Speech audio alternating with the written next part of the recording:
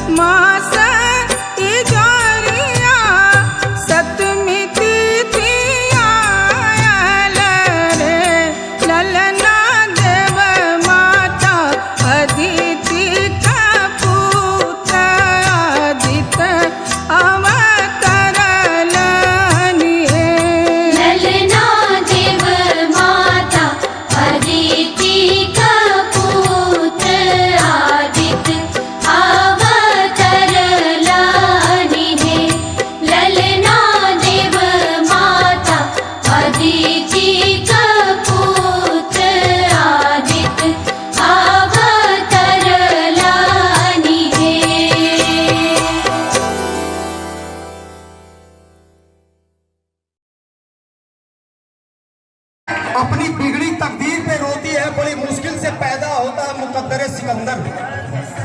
Now Sikandar, no one, everyone can not be the Sikandar, Sikandar of मुकद्दर। पैसा किसी को सिकंदर नहीं बनाता। द very holistic soul, the very unique approach, having personality, we are privileged, we are having our guardian.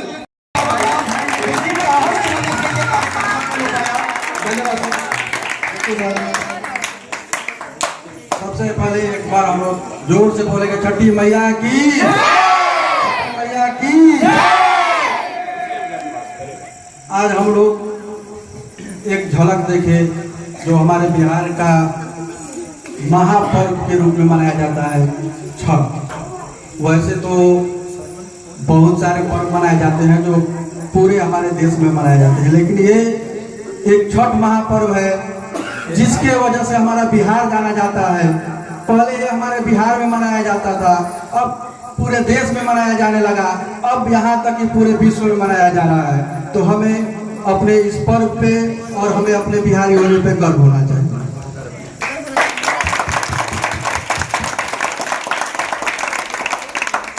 मैं इन सारे बच्चों को और अपने देवता तुल्य उन पेरेंट्स का बहुत बहुत धन्यवाद देना चाहते हैं जो लोग यहाँ उपस्थित हैं या जो नहीं भी हैं, कि जिन्होंने हमारा सहयोग करते हुए, कोऑपरेट करते हुए इन बच्चों को यहाँ हमारे प्रोग्राम में पार्टिसिपेट लेने के लिए भेजा।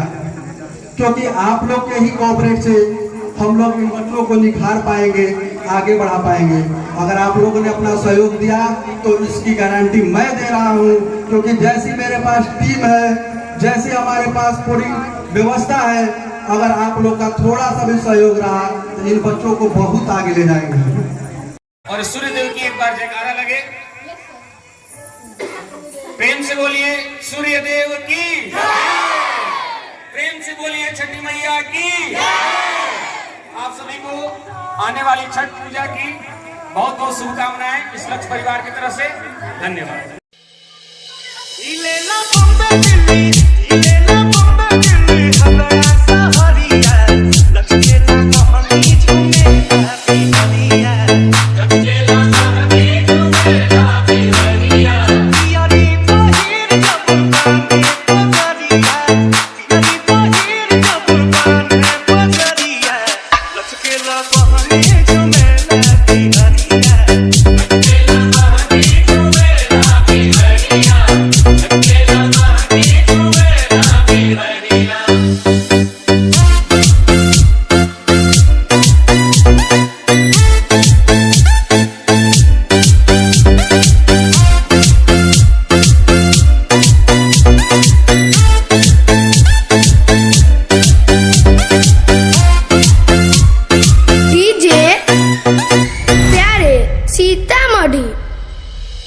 असली में परब भई यूपी बिहार के, लगते में होई जाई सारा संसार के।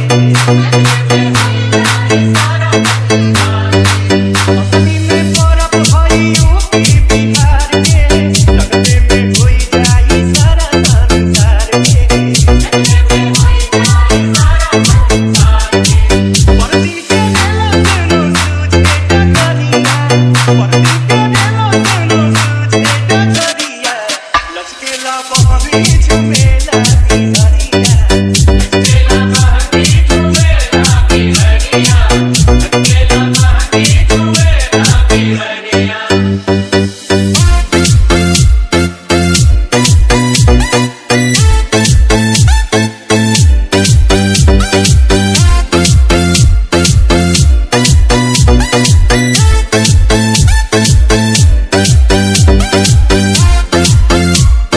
डीजे प्यारे सीतामढ़ी। चाहे बनारस मऊ आजमगढ़ देवरिया,